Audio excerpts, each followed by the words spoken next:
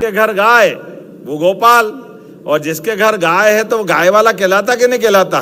तो इतने सारे गाय वाले बैठे, जोरदार अभिनंदन करो अपने आप के लिए भी। आज बदलते दौर में परमात्मा की कृपा से मध्य प्रदेश की धरती पर हमारा सौभाग्य है। ये मुख्यमंत्री निवास तो भले ही है, लेकिन सच्चे अर्थों में ये हमारे आप सब गोपालों का निवास है। मैं आपका स्वागत करता हूं, आपका अभिनंदन करता हूं, और केवल आपको यही नहीं रोक रहा हूं, आपके अपने घर, आपके अपनी गौशाला, जहां जहां गौमाता है वहां वहां हमारा तो ऐसा माना जाता कि 33 करोड़ देवी देवताओं का वो निवास हो जाता है। वो तो स्वर्ग समान हो जाता है। धरती पे स्वर्ग कहाँ, जहां गौमाता और गोपाल वही स्वर्ग है। उससे बड़ा कौन सा स्वर्ग का स्थान होगा?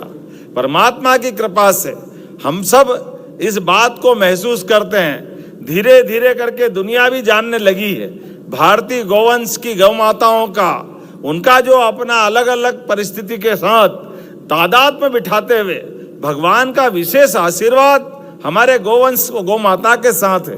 तो ये बात तो सही है कि हमारे बीच में हमारा अपना जन्म भले अपनी माता ने दिया है और हमारी माता की अपनी सीमा है, लेकिन जहां माँ की सीमा समाप्त होती है वहां से गौमाता की सीमा चालू होती है।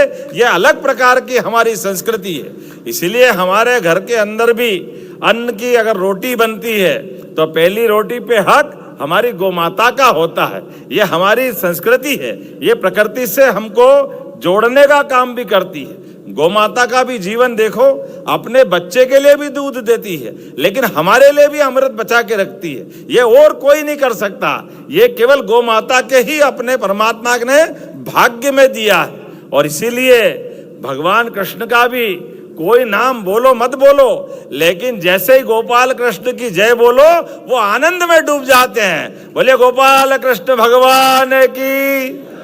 संरक्षण की बात भी करेंगे और संवर्धन के साथ साथ प्रदेश सरकार के अंदर गौ सेवा पालकों का सम्मान करते हुए अलग अलग प्रकार के गौशाला संचालन के सभी प्रकार की योजनाओं का एक साथ हम अपने इस विभाग के माध्यम से आधुनिक समय की दृष्टि से जोड़ करके बढ़ रहे हैं। जब हमने गौशालाओं की बात की है तो गौशाला आजकल हाईटेक गौशाला, एक अंग्रेजी का शब्द बढ़ गया।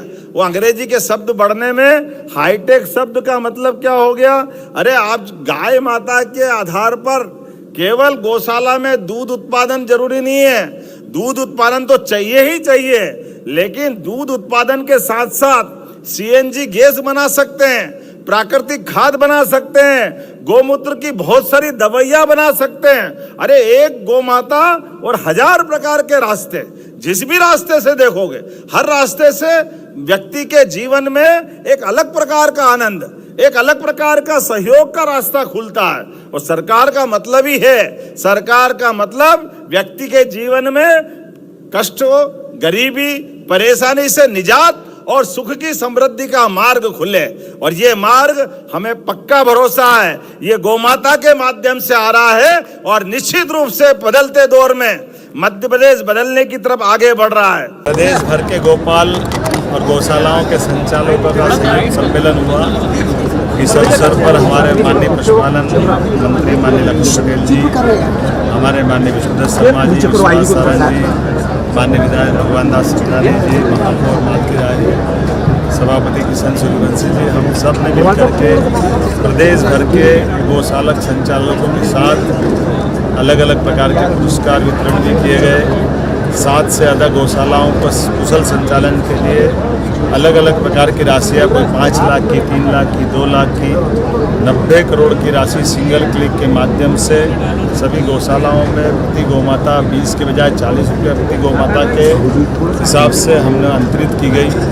और तीनों प्रकार की, वैसे तो हमारी आचार्य विद्यासागर गोपालन योजना, डॉक्टर भीमराव अम्बेडकर कामधेनु योजना, जिसके माध्यम से व्यक्तिगत रूप से भी लोग गोपालन से जुड़ करके अपनी आय बढ़ाए, उनके खेती के साथ साथ अलग से आय का धंधा और दूध उत्पादन से वो जुड़े, इस दिशा में भी हम काम कर रहे हैं। नेशनल डेयरी डेवलपमेंट बोर्ड के माध्यम से मध्य प्रदेश के अंदर दूध का उत्पादन 9% से बढ़ाकर के 20% तक ले जाते हुए अभी दूध उत्पादन में मध्य प्रदेश का तीसरा स्थान है। हम प्रयास कर रहे हैं कि वो पहले स्थान तक आए।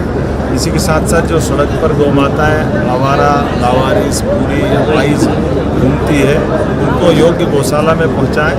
इस दिशा में गौशालाओं के निर्माण की रचना चालू की गई है।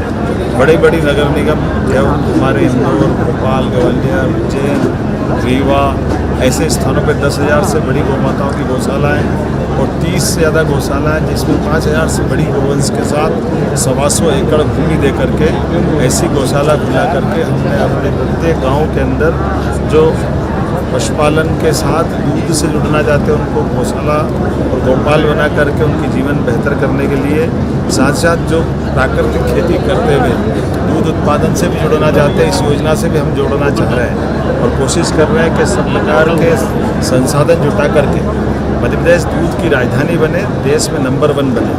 मैं उम्मीद करूंगा कि जिस प्रकार से हमने ये सब अभियान चालू किए और ख़ासकर देसी नस्ल की गायों को प्रोत्साहन देते हुए उनके दूध उत्पादन के साथ उसकी क्रय की व्यवस्था भी हम करने जा रहे हैं। जब प्रदेश के अंदर लगभग 5 करोड़ के आसपास दूध का उत्पादन हो रहा है, हमारा प्रयास है कि 10 करोड़ से ऊपर दूध का उत्पादन मध्य प्रदेश में प्रारंभ हो। उम्मीद करेंगे सभी प्रकार के प्रबंधन के साथ यशस्वी प्रधानमंत्री श्रीमान नरेंद्र मोदी के सपने के हिसाब से मध्य प्रदेश दूध उत्पादन के साथ प्राकृतिक खेती, जैविक खेती और गैर रसायन से आधारित सभी प्रकार के सब्जी, फल, फूल और फसलों के उत्पादन में नंबर 1 का राज्य बने। मेरी अपनी ओर से आप सबके माध्यम से पशुपालन के साथ और हमने आज निर्णय किया कि पशुपालन विभाग का नाम भी बदला जाएगा। अभी इसमें गौपालन शब्द छूटा हुआ है, तो ये पशुपालन के साथ गौपालन विभाग भी माना जाएगा।